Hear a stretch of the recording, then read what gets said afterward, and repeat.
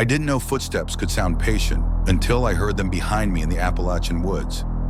Whatever followed me wasn't rushing, but it never stopped. I grew up in eastern Kentucky, where the mountains feel less like scenery and more like walls. The woods there are dense, ancient, and loud with life during the day, but at night they swallow sound in a way that makes you feel like you're trespassing. I'd hiked them since I was a kid. That's why, when I tell this story, people assume I got turned around or spooked myself. I didn't. It happened in late October, when the leaves were mostly down, and the forest floor was a patchwork of wet browns and blacks. I was 24 and working a seasonal job that had me driving rural routes. One afternoon, my GPS glitched and rerouted me down a narrow gravel road I didn't recognize. When the signal cut out completely, I pulled off near an old trailhead I vaguely remembered from my teens. I figured I'd stretch my legs and maybe take a short walk before turning back. The trail wasn't marked, but it was worn, just enough to suggest regular foot traffic. The air smelled like damp leaves and iron-rich soil. Everything felt normal at first. Birds were calling, wind moved through the bare branches overhead. I walked maybe 10 minutes in, just far enough that the road noise faded. That's when the woods went quiet, not gradually, instantly. I stopped walking without realizing why. No birds, no wind. Even my own breathing sounded too loud. I remember laughing under my breath, embarrassed at myself and taking another step.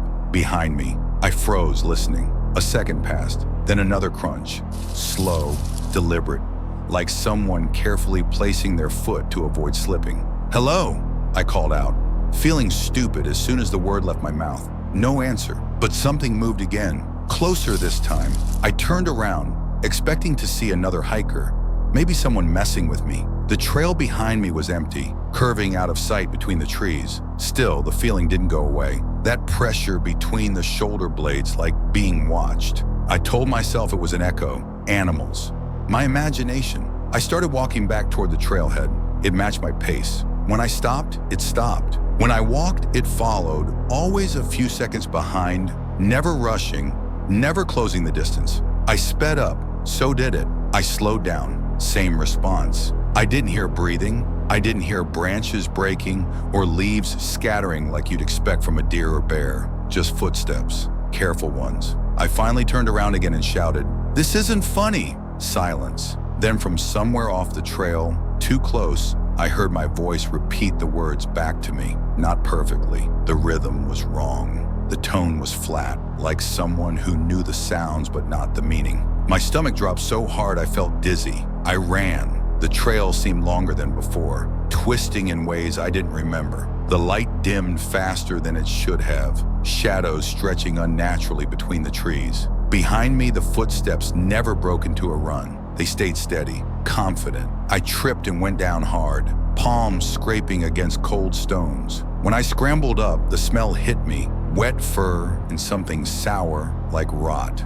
I could hear it now, closer than ever, circling just out of sight. I caught a glimpse then. Between two trees, something tall and wrong shifted its weight. It stood upright, but the way it moved was off, like it was learning how joints worked in real time. Its outline blurred with the shadows, but I remember the head most, tilted too far, like it was curious. It spoke again, my name this time.